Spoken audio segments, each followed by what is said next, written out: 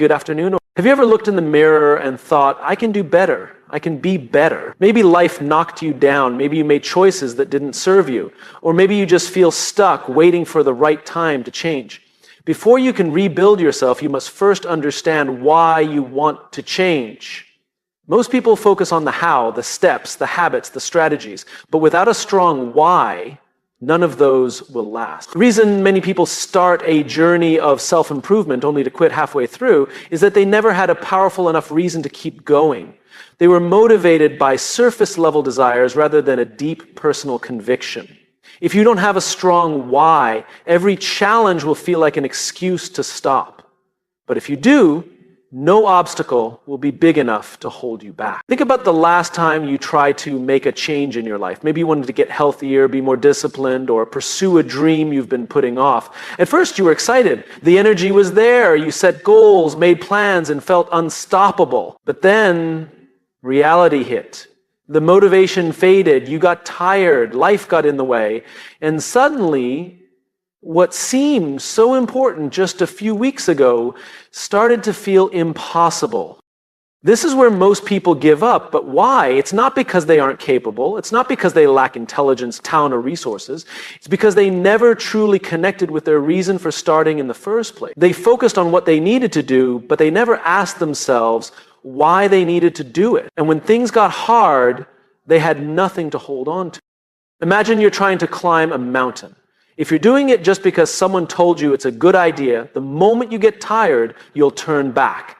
But if you're climbing that mountain because something meaningful is waiting for you at the top, your dreams, your family, your purpose, you will find a way to keep moving no matter how difficult the path gets. Your why is what gives you purpose. It's what keeps you going when you don't feel like it. It's what reminds you that the pain of discipline is always better than the pain of regret. And here's the truth. No one can define your why for you. It has to come from within. So how do you find it? Start by asking yourself the hard questions. What is missing in your life right now? What kind of person do you want to become? What is at stake if you don't change? Who are you doing this for? Be brutally honest with yourself. If your reason for change is shallow, if it's just to impress people, chase validation, or prove something to others, it won't be strong enough to sustain you. But if it's tied to something real, something deeply personal, it will become unshakable. Look at the people who have truly transformed their lives. They weren't just chasing goals. They were chasing something bigger than themselves. The person who loses 100 pounds didn't just do it to look good. They did it to live longer for their children. The entrepreneur who built a successful business didn't just do it for money. They did it to break a cycle of struggle and create freedom for their family. The athlete who trains every single day didn't just do it for trophies. They did it because discipline gave them a sense of purpose. When your why is clear, the how becomes easier.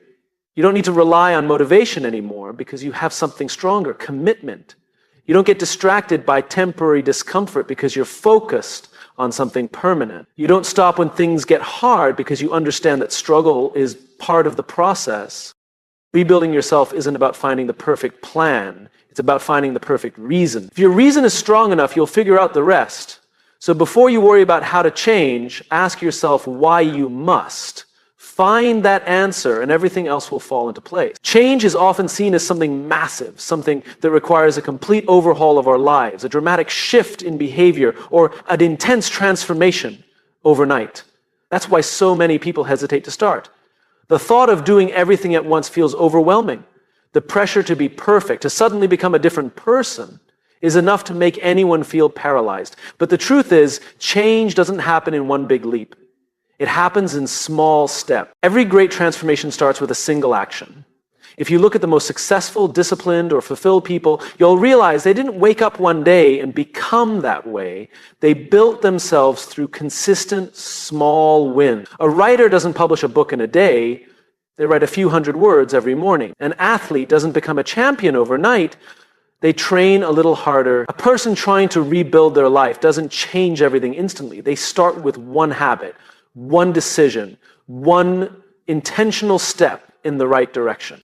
The problem is that we tend to overlook small wins because they don't feel significant in the moment. When you wake up early one day, it doesn't feel like a big deal. When you drink more water instead of soda, it seems minor. When you spend 5 minutes meditating, it's easy to dismiss it as insignificant.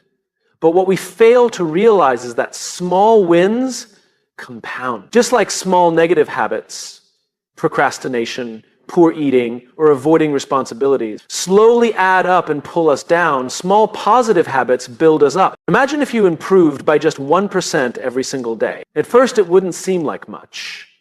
But over time, those tiny improvements stack up, and eventually, they become something massive. It's the same way that saving a little money consistently can turn into wealth, or how reading just 10 pages a day can turn into finishing multiple books in a year. The key to rebuilding yourself isn't in making one giant leap. It's in making small choices consistently that push you forward. One of the biggest benefits of small wins is that they create momentum. When you accomplish something, even something tiny, you feel a sense of progress. That feeling fuels motivation. You start to believe in yourself. You start to trust that you are capable of change. And with that belief, you take more action. Before you know it, the small habit you started has grown into a life. Think about it. If you've ever had a really productive morning, you know how that energy carries into the rest of the day. You check one thing off your list, and suddenly you feel inspired to tackle another. That's momentum in action. The same thing happens in life. When you win the morning, you win the day. When you win the day, you win the week, and eventually you win at life. But it all starts with one decision, one small step in the right direction. Instead of thinking, I have to completely transform my life, ask yourself, what is one small thing I can do today? Maybe it's getting out of bed when your alarm goes off instead of snoozing. Maybe it's drinking water before your coffee. Maybe it's choosing a 5-minute workout instead of skipping it. Maybe it's sending that email, making that call, or taking that first uncomfortable step toward a goal you've been putting off. The beauty of small wins is that they remove the pressure of perfection. You don't have to be perfect, you just have to be a little better than yesterday. And when you do that day after day, those small wins turn into something powerful. So don't wait for the perfect moment to start. Don't wait for everything to feel right. Just focus on the next step, the next decision, the next small victory. Because those small wins, they create a big impact. Most people believe that in order to change their lives, they need to first change their action. They focus on what they need to do, waking up earlier, exercising more, being more productive, but they miss a critical truth. Behavior follows identity. Who you believe you are will always shape what you do. Think about someone who struggles with fitness. If they see themselves as someone who is lazy or not a gym person, they will always find a way to confirm that belief. They might start working out, but the identity in their mind tells them, this isn't who I am. Eventually they stop, because their actions don't align with their self-picture. On the other hand, someone who identifies as they don't need to force themselves to work out, it's just part of who they are. This applies to every area of life. If you believe you're bad with money, you'll continue making financial decisions that keep you in debt. If you believe you're not a disciplined person, you'll struggle to stick to any routine. But if you start shifting your identity, seeing yourself as someone responsible with money or someone who follows through, you will naturally begin making choices that reflect that belief. Most people try to force behavior change without changing how they see themselves. That's why they struggle. It's exhausting to fight against a deep-rooted identity. But when your identity shifts first, the behavior follows effortlessly.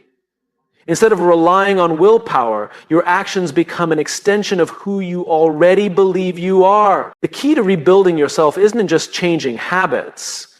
It's in changing the way you see yourself. It starts with a simple question: who do you want to become? Not just what do you want to do, but who do you want to be? Do you want to be a person who keeps their promises? Someone who is disciplined? Someone who is confident? Once you define that, you can start aligning your actions with that identity. Here's a simple way to apply this in your life. Instead of focusing on outcomes, focus on identity-based decisions. Let's say you want to become healthier. Instead of saying, I need to lose weight, say, I am the kind of person who takes care of their body. That small shift changes everything. Now, when faced with a choice, whether to work out or skip it, whether to eat something nourishing or something harmful, you aren't forcing yourself. You're simply acting in alignment with who you already believe you are. It might feel unnatural at first, but the more you affirm this identity, the more real it becomes. Every time you take a small action that aligns with it, you reinforce the belief. Over time, you stop needing motivation or external pressure because this new identity becomes second nature. This is why people who succeed in life don't just do successful things. They see themselves as success. They don't just force discipline, they see themselves as discipline. Their behaviors are a reflection of their deep-rooted self-permission. If you want to rebuild yourself, don't start by forcing behaviors. Start by shifting your identity. Decide who you are going to be and then let your actions follow. Because when your identity changes, your life follows. Motivation is often seen as the driving force behind success. People wait to feel motivated before they take action. They look for inspiration in books, videos, or speeches, hoping for that spark to push them forward. But motivation is unreliable. It comes and goes. It's there when things are exciting and new, but the moment something becomes difficult or routine, motivation fades. This is why so many people start strong and then give up. They rely on a feeling rather than a system. Discipline, on the other hand, doesn't care how you feel. It doesn't depend on excitement or mood. It's the ability to show up and do the work regardless of whether you feel like it or not. And that's what separates those who succeed from those who don't. The people who achieve their goals aren't necessarily more talented or motivated. They're simply more disciplined. Think about an athlete training for a competition. There will be days when they wake up sore, exhausted, and unmotivated. But they still train. Why? Because they've built the habit of discipline. They don't let feelings dictate their actions. They do what needs to be done because they understand that consistency, not occasional bursts of effort, leads to results. The same principle applies to every area of life. If you rely on motivation to wake up early, you'll stay in bed the moment you feel tired. If you rely on motivation to eat healthy, you'll make poor choices the moment you crave something unhealthy. But if you build discipline, you don't give yourself the option to quit.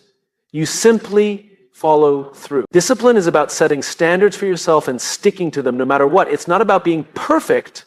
It's about being consistent. You might not feel like working out, but you do it anyway. You might not feel like working on your goals, but you take a small step forward. Over time, these disciplined actions compound, and before you know it, you've built momentum that carries you forward. The key to discipline is structure. If you leave things up to chance, you will always find an excuse. That's why disciplined people don't rely on motivation, they rely on habits and systems. They create routines that eliminate decision-making. For example, if your goal is to exercise daily, don't wake up and ask yourself, do I feel like working out today? Instead, make it part of your schedule, just like brushing your teeth. The more you remove choice from the equation, the easier discipline becomes. Another important factor is self-integrity. Every time you follow through on a commitment to yourself, you strengthen your identity as a disciplined person. But every time you break a promise to yourself, you reinforce the habit of quitting. The more you practice discipline, the more natural it becomes. Over time, it stops feeling like a struggle and starts becoming who you are. People often think discipline is restrictive, but in reality, it gives you freedom. When you're disciplined with your time, you have more control over your life. When you're disciplined with your health, you feel better and have more energy. When you're disciplined in your work, you make progress instead of staying stuck. Discipline isn't about punishment, it's about creating the life you want. So stop waiting for motivation. It's unreliable, temporary, and out of your control. Instead, build discipline, create systems, follow through, and show up every day. Because motivation might start the journey, but only discipline will take you to the finish line. The people you surround yourself with have a powerful influence on your mindset, habits, and overall success. Whether you realize it or not, your environment shapes you. If you spend most of your time around people who are unmotivated, negative, or complacent, it's only a matter of time before you start thinking and acting the same way. On the other hand, if you surround yourself with growth-minded individuals, people who challenge themselves, set goals, and push forward, you will naturally begin to adopt their mindset and behavior. Human beings are wired for connection, and we subconsciously absorb the attitudes and habits of those around us. This is why successful people tend to associate with other successful people, and why those who struggle often find themselves surrounded by others who reinforce the same limiting beliefs. You are a reflection of the company you keep. If you want to rebuild yourself and grow, you must be intentional about the people you allow into your life. One of the most important shifts you can make is to seek out relationships that push you forward instead of holding you back. Growth-minded people don't settle for mediocrity. They don't make excuses. They don't complain about life without taking action.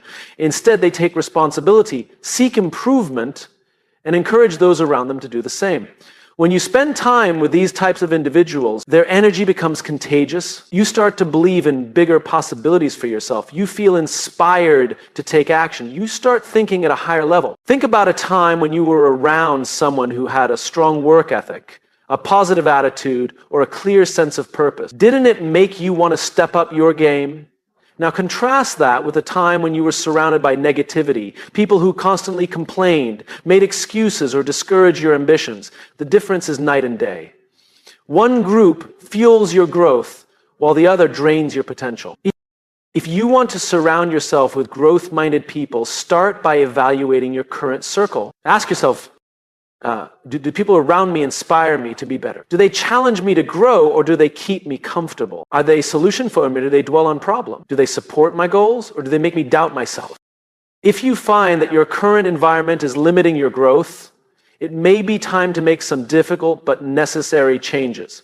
This doesn't mean cutting people off completely, but it does mean being mindful of how much influence they have over you. Protect your mindset. You can love certain people without letting them dictate your future. At the same time, actively seek out individuals who align with your vision. These people might be mentors, colleagues, online communities, or friends who are committed to personal development. Surround yourself with those who push you to think bigger, work harder, and stay disciplined. When you're in an environment where growth is the norm, success becomes inevitable. One of the best ways to connect with growth-minded people is to add value first. Be someone who supports, encourages, and uplifts others. When you embody the traits of a growth-minded person, you naturally attract people with the same mindset. Relationships built on mutual support and inspiration are the ones that last. At the end of the day, you have a choice. Stay in an environment that keeps you stagnant, or intentionally place yourself around those who will push you toward greatness. Your success is not just about what you do, it's about who you do it with. Surround yourself with people who make you better, and you will become unstoppable. Everyone has a past.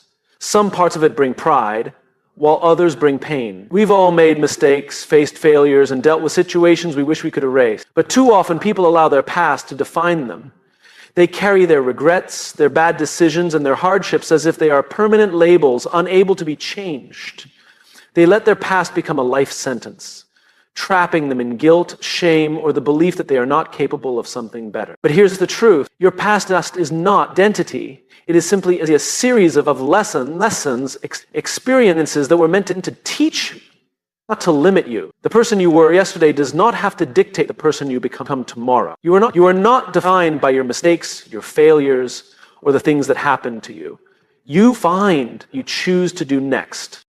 Think about some of the most successful, resilient people in the world. Many of them have painful pasts, struggles with failure, rejection, or even personal hardship.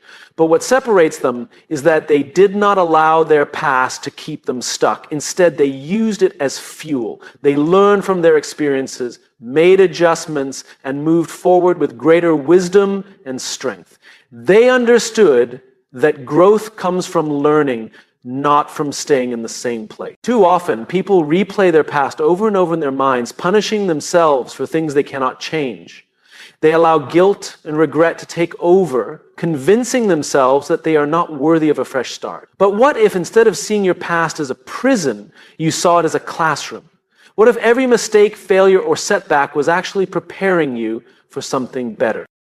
A mistake does not mean you are a failure. A bad decision does not mean you are incapable. A painful past does not mean you are broken. These experiences simply mean you have lived, and with that comes an opportunity to grow. The people who move forward in life are the ones who extract the lesson and leave the rest behind. You cannot change what happened yesterday, but you can control how you respond today. You can choose to let your past limit you, or you can choose to rise above it. You can choose to hold on to guilt, or you can choose to forgive yourself and move forward. Every day is a new opportunity to become a better version of yourself. But that can only happen if you let go of what no longer serves you. One of the most powerful things you can do is rewrite the story you tell yourself about your past. Instead of saying, I failed, say, I learned what doesn't work. Instead of saying, I wasted time, say, I gained experience. Instead of saying, I'm not good enough because of my past, say, I am stronger because of what I've been through. The way you frame your past determines whether it holds you back or pushes you forward. Letting go does not mean ignoring your past. It means learning from it without letting it define you. It means accepting what happened, taking responsibility where needed, and making a conscious choice to move forward. Your past has shaped you, but it does not own you. No matter what you've been through, you are still capable of growth, change, and success. Your past is not a life sentence. It is simply a chapter in your story. And you get to decide what the next chapter will be. Too often, people wait for the perfect moment to begin. They wait until they feel ready, until circumstances improve, until they have more time, more money, or more confidence. But the truth is, there is no perfect moment. There will always be obstacles, doubts, and reasons to delay. If you keep waiting, you might end up waiting forever. The biggest mistake people make is thinking they need to have everything figured out before they start. They believe they need a flawless plan, the right mindset, or the perfect conditions. But growth doesn't work that way. You don't become confident before taking action. You become confident because you take action. You don't gain clarity by overthinking. You gain clarity by moving forward. Think about anything great that has ever been achieved. No one started with absolute certainty or perfect conditions. Every successful person, every innovator, every leader began with a simple decision to start where they were. They faced fear, doubt, and uncertainty. But they took the first step anyway. And that first step created momentum. If you want to rebuild yourself, change your habits, or pursue a goal, the most important thing you can do is start now. Not tomorrow, not next week, not when you feel more prepared. The longer you wait, the harder it becomes. Fear and hesitation only grow stronger with time. But once you take action, even the smallest step, you break the cycle of procrastination and self-doubt.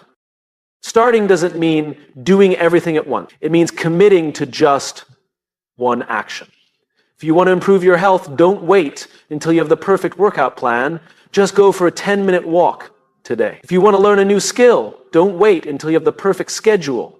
Just spend 5 minutes practicing. If you want to start a business, don't wait until you have every detail mapped out. Just take the first step, whether it's writing down your ideas or making one phone call. The key is to lower the barrier to action. Instead of overwhelming yourself with the thought of everything you need to do, focus only on the next small step. When you take action, even imperfect action, you create momentum. That momentum builds confidence, and confidence leads to progress. The problem with waiting is that it becomes a habit. If you train yourself to postpone things until the right time, you will always find a reason to delay. But when you train yourself to take action, you build a mindset of progress. You stop making excuses and start making moves.